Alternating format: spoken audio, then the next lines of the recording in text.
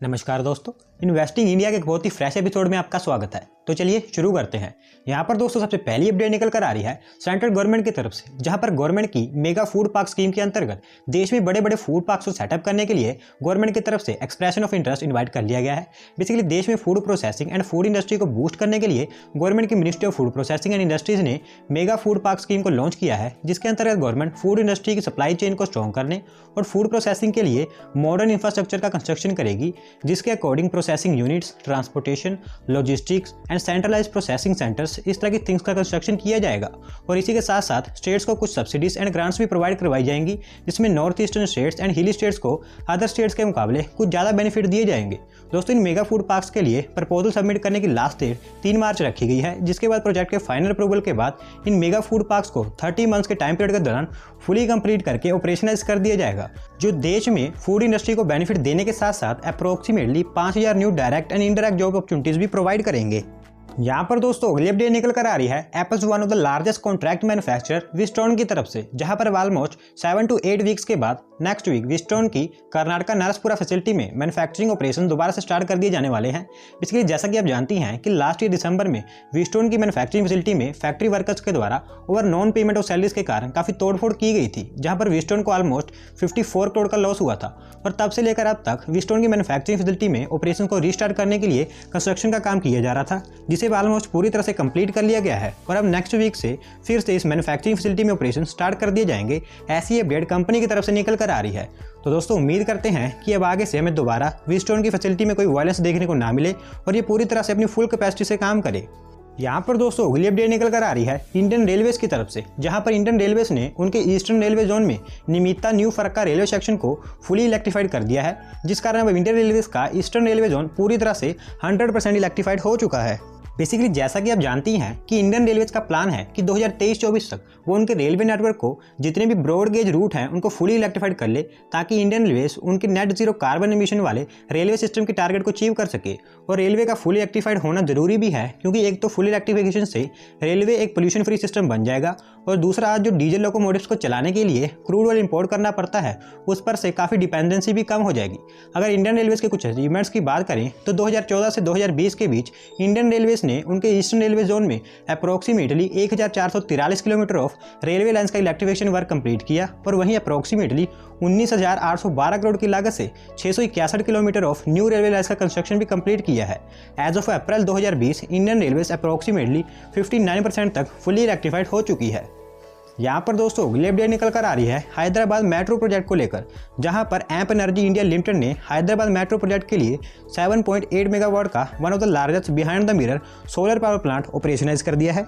ये solar plant Larsen and Toubro, जो कि इस हैदराबाद मेट्रो रेल प्रोजेक्ट को पब्लिक प्राइवेट पार्टनरशिप मॉडल पर कंस्ट्रक्ट कर रही है, उसके लिए ऑपरेशनाइज किया गया है, जो annually 11,300 megawatts of green energy produce करेगा, जिससे कि हैदराबाद मेट्रो के 24 मेट्रो स्टेशन एंड 2 डिपोट्स को इलेक्ट्रिसिटी मिलेगी। तो दोस्तों यहाँ पर हमें देश में एक और clean and green energy powered metro project start होता हुआ देखने को मिल रहा है। यहाँ पर दोस्तों अगली अपडेट निकल कर आ रही है हमारी साउदर्न स्टेट केरला से, जहाँ पर केरला स्टेट के चीफ मिनिस्टर जी के द्वारा कोची के पास अंबाला मोगल में 229 एकड़ ऑफ लैंड में एक पेट्रोकेमिकल पार्क के कंस्ट्रक्शन के लिए फाउंडेशन स्टोन रख दिया गया है। बेसिकली ये पेट्रोकेमिकल पार्क 481.7 एकड़ ऑफ लैंड में फैला होगा, जिसमें से ऑलरेडी 171 एकड़ of land Bharat petroleum corporation limited को उनके एक्सपेंशन एक्टिविटीज के लिए अलाउड कर दी गई है, और बाकी की अवेलेबल लैंड में से 33% लैंड को ग्रीन बेल्ट क्रिएशन के लिए रखा गया है, एंड रिमेनिंग 229 एकड़ ऑफ लैंड को इंडस्ट्रियल वेंचर्स के लिए रखा गया है। दोस्तों केरला गवर्नमेंट का कहना है कि ये पेट्रोकेमिकल पार्क उनके स्टेट में इंडस्ट्रियल ग्रोथ के लिए काफ़ी बेनिफिशियल होने वाला है, जहां पर लार्ज स्केल पर पेट्रोकेमिकल्स रिलेटेड इंडस्ट्रीज की इन्वेस्टमेंट्स आने की उम्मीद है।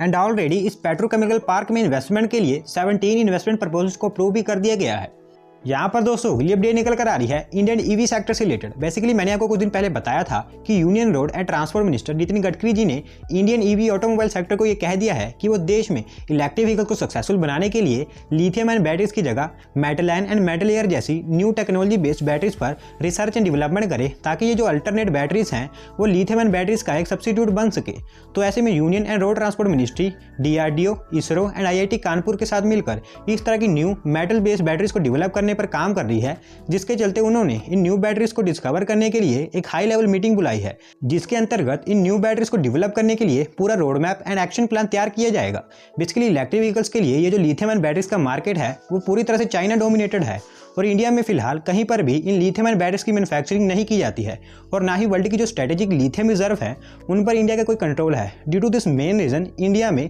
इलेक्ट्रिक व्हीकल को सक्सेसफुल कर पाना एक काफी मुश्किल काम है। एक रिसेंट रिपोर्ट के according global lithium battery supply chain ranking में चाइना लीडिंग कंट्री है, जिसका 80% of world's raw material, 77% of world's cell capacity and 60% of world's component manufacturing पर कंट्रोल है, जो 2025 तक टॉप पर ही रहेगा। तो इंडिया में इलेक्ट्रिक व्हीकल्स को सक्सेसफुल बनाने के लिए या तो न्यू टेक्नोलॉजी बेस्ड बैटरीज की जरूरत है और या फिर लार्ज स्केल पर इन लिथियम आयन बैटरीज की मैन्युफैक्चरिंग की जरूरत है।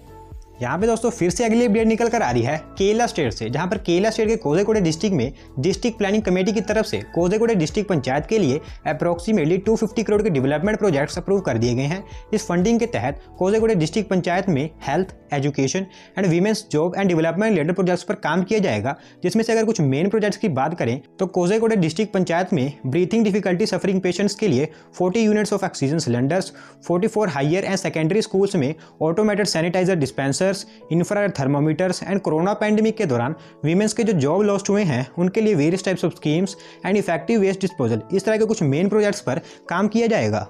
बढ़ते हैं दोस्तों अगली अपडेट की तरफ, जो निकल कर आ रही है पटना बिहार से, जहां पर Patna medical college and hospital के रीडेवलपमेंट के लिए बिहार के चीफ मिनिस्टर नीतीश कुमार जी के द्वारा फाउंडेशन स्टोन रख दिया गया है। Basically Patna PMCH almost 90 to 100 years old medical college and hospital है, जिसको अब फुली डिमोलिश करके रीडेवलप करके 78 लाख स्क्वायर फीट के एरिया में न्यूली कंस्ट्रक्ट किया जाएगा, जो कि by beds capacity India's largest and world's second largest hospital होगा, जिसमें 5462 बेड्स की कैपेसिटी होगी। अगर इस हॉस्पिटल के कुछ मेन फीचर्स की बात करें तो इस हॉस्पिटल में 5462 beds, 60 modular operation theatres, 487 emergency beds, 715 persons की कैपेसिटी वाला guest house, 550 nurse quarters and 360 studio apartments, 3334 vehicles की पार्किंग कैपेसिटी एंड एक इमरजेंसी एयर हेलीपैड एम्बुलेंस, इस तरह के सभी फीचर्स अवेलेबल होंगे। दोस्तों इस हॉस्पिटल एंड मेडिकल कॉलेज को 5540 करोड़ की लागत से नेक्स्ट 5 to 7 ईयर्स के बीच पूरी तरह से बनाकर कंप्लीट कर लिया जाएगा। यहाँ पर दोस्तों अगली अपडेट निकल कर आ रही है इंडियन टेलीकॉम इंडस्ट्री से। बेसिकली जैसा कि आप जानते ही हैं कि इंडियन टेलीकॉम कंपनीज जैसे कि जियो एंड एयरटेल उनके 5G सर्विस को टेस्ट करना स्टार्ट कर दिया है और इवन एयरटेल ने तो उनका 5G नेटवर्क टेस्ट भी कर लिया है। लेकिन हाल ही में पार्लियामेंट्री पैनल और इंफॉर्मेशन टेक्नोलॉजी की तरफ से गवर्नमेंट को एक रिपोर्ट सबमिट की गई है, जिसके अकॉर्डिंग इंडियन टेलीकॉम इंडस्ट्री अभी 5G सर्विसेज एंड नेटवर्क के डिप्लॉयमेंट के लिए रेडी नहीं है। Basically ISRO and ministry of defence के द्वारा 5G स्पेक्ट्रम को होल्ड करने एंड डिपार्टमेंट ऑफ टेलीकम्युनिकेशंस के द्वारा poor planning, poor deployment techniques, high spectrum prices, low status of fibrisation and non uniform right of way, इस तरह की सभी प्रॉब्लम्स के कारण 5G डिप्लॉयमेंट इंडिया में डिले हो चुका है और इस 5G नेटवर्क एंड सर्विसेज को 2021 एंड और 2022 के स्टार्टिंग से पहले लॉन्च नहीं किया जा सकता है। ऐसी स्टेटमेंट आईटी पार्लियामेंट्री पैनल की तरफ से निकल कर आ रही है। करंटली वर्ल्ड की 59 कंट्रीज में 5G नेटवर्क को डिप्लॉय किया जा चुका है और उम्मीद करते हैं कि इंडिया में भी 5G डिप्लॉयमेंट जल्दी से जल्दी होगा। तो दोस्तों आज की वीडियो में बस इतना ही। अगर आप अपनी तरफ से कोई अपडेट सबमिट करना चाहते हैं तो डिस्क्रिप्शन में दिए गए लिंक पर क्लिक करके सबमिट कर सकते हैं। और अगर आज की वीडियो पसंद आई हो तो वीडियो को लाइक करें, चैनल को सब्सक्राइब करें। धन्यवाद आपका वीडियो को देखने के लिए।